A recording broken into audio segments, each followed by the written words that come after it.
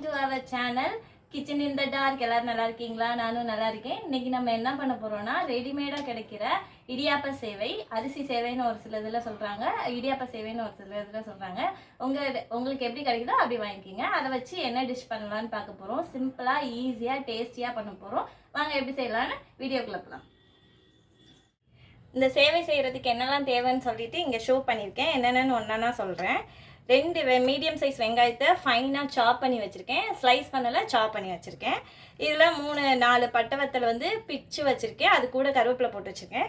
இது தயிர் ஊற்றி நம்ம இன்றைக்கி சேவை பண்ண போகிறோம். ஸோ அதுக்காண்டி தயிர் எடுத்து வச்சுருக்கேன். இது எவ்வளோன்னா ஒரு 100 ml கிட்ட இருக்கும். அவ்வளோ தயிர் எடுத்து வச்சுருக்கேன். இது சேவை ரெடிமேடாக இருக்கும். இது பேக்கெட்டில் கிடைக்கும். இது 1/2 kg சேவை. அது ஒரு பார்ட்டி இதில் எடுத்து வச்சுருக்கேன், கொஞ்சமாக செஞ்சு காட்டுறதுக்காக. அப்புறம் தாளிக்கிறதுக்கு எண்ணெய், கடுகு, உளுந்து அதெல்லாம் இங்கே எடுத்து வச்சுருக்கேன். வாங்க எப்படி செய்யலான்னு பார்க்கலாமா? ஆல்ரெடி நான் அடுப்பில் சுடு தண்ணி வச்சுருக்கேன். அதில் ஒரு 1/2 ஸ்பூன் அளவுக்கு எண்ணெய் விட்டுக்கிறேன். எண்ணெய் எதுக்கு விடுறேன்னா, அது கொதிச்சு ஒன்றோட ஒன்று பின்னாமல் இருக்கிறதுக்காக விடுறேன். பாயில் ஆயிடுச்சு. அது கூட ஒரு 1/2 ஸ்பூன் அளவுக்கு உப்பு போட்டுக்கிறேன், சால்ட்டு.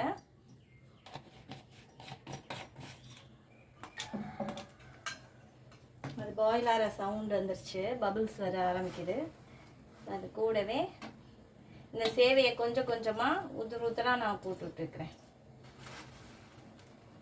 ஸோ தண்ணி இது நான் ஒரு அந்த பாத்திரத்தில் இதோட டெப்த் எவ்வளோன்னா, என்னோட பிரிஸ்ட்டை விட கொஞ்சம் மேலே இருக்கும். அந்த பாத்திரத்தில் 3/4 பங்கு அளவுக்கு தண்ணி வச்சுருக்கேன். தண்ணி கொஞ்சம் நிறையாவே வச்சுக்கணும். ஸோ இல்லாட்டினா அப்படியே பின்னிக்கும். அது நம்ம இடியாப்பம் புழிஞ்சு அதில் செய்கிறதெல்லாம் கொஞ்சம் கஷ்டம். நமக்கு ரெடிமேடாகவே இது கிடைக்குதுல்ல. நீங்கள் இடியாப்பம் இருக்குது, அது மீந்து போச்சு, அது என்ன பண்ணுறதுன்னு யோசிச்சிங்கன்னா இந்த மாதிரி செஞ்சு கொடுத்துக்கலாம். அதை உதுத்து செஞ்சுக்கலாம். ஸோ இது பாயில் பண்ணிகிட்ருக்கோம் தனியாக தண்ணியில். அதை நீங்கள் அப்படியே உதுத்துட்டு அந்த தயிரில் போட்டு நினச்சி ஊற்றுத்திங்கன்னா நல்லா உதிராக வந்துடும். அதுக்கப்புறமா தாளிச்சிக்கலாம். ஸோ கொஞ்ச நேரம் பாயில் ஆகட்டும், அப்புறம் என்ன பண்ணுறது பார்க்கலாம். இது நல்லா பாயில் ஆயிடுச்சு. அதை நான் ஒரு ஸ்ட்ரெயினரில் போட்டு ஸ்ட்ரெயின் பண்ணி எடுத்துகிட்டு வந்துட்டேன். இது நல்லா உதிராக இருக்குது பாருங்கள். நல்லா ஸ்ட்ரெயின் பண்ணோன்னே உதிராக இருக்குது. இதை எப்படி தாளிக்கலான்னு பார்க்கலாம்.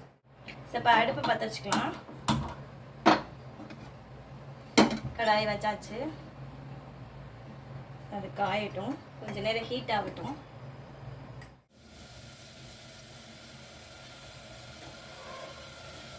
பாத்திரம் நல்லா காஞ்சிருச்சு. எண்ணெய் ஊற்றிக்கிறேன். 4 ஸ்பூன் ஊற்றிருக்கேன். நல்லா ஃபுல்லாக ஊற்றிருக்கேன்.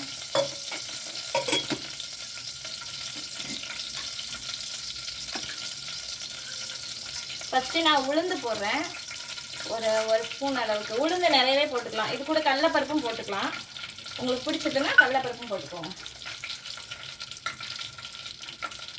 அது கொஞ்சம் செவந்ததுக்கப்புறமா கடுகு போட்டுக்கிறேன்.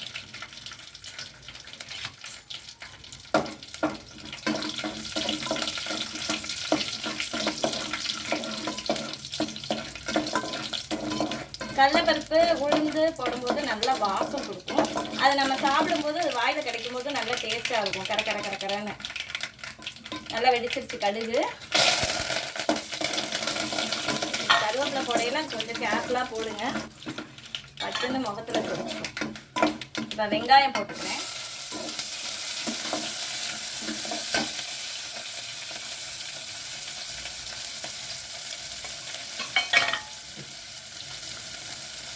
இது கூடவே நல்லா லைட்டாக பெருங்காயம் தூவிக்கிறேன்.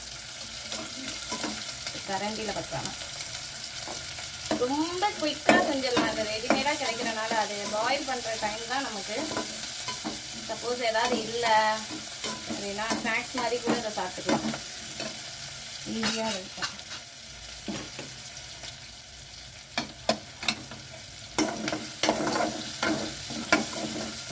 வெங்காயம் லைட்டாக டிரான்ஸ்பரண்ட்டாக ஆனால் போதும். ரொம்ப நேரம் வதங்கணும் அப்படியெல்லாம் கிடையாது. ஸோ இதுக்கு தயிர் கொஞ்சம் புளிச்ச டேஸ்ட் இருக்கும். ரொம்ப புளிச்சிடக்கூடாது, லைட்டாக புளிப்பு இருக்கணும். ஸோ அதை இடியாப்பத்தில் இடியாப்பம் செஞ்சு அதில் தயிரை ஊற்றி பிசைஞ்சிக்கலாம். அப்படி இல்லைன்னா இது மாதிரி இருக்குன்னா இதை தாளிச்சுட்டு அடுப்பை ஆஃப் பண்ணிட்டேன்.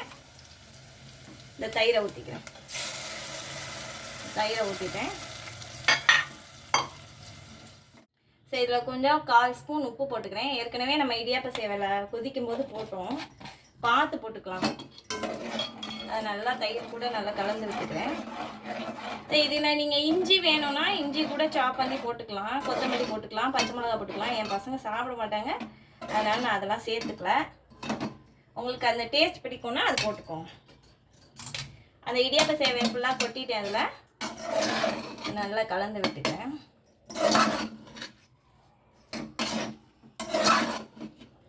கலந்துட்டு இதில் நல்லா அப்படியே பெருங்காயத்தூள், லைட்டாக கருவேப்பிலை, பச்சை கருவேப்பிலை, கொத்தமல்லி போட்டிங்கன்னா நல்லா டேஸ்ட்டாக இருக்கும்.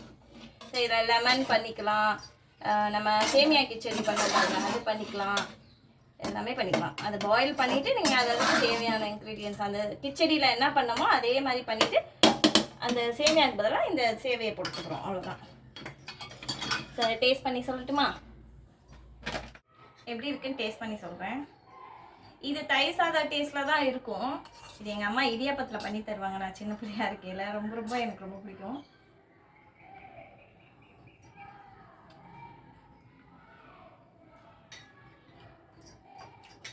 நல்லா இருக்கும், நீங்களும் பண்ணி பாருங்கள்.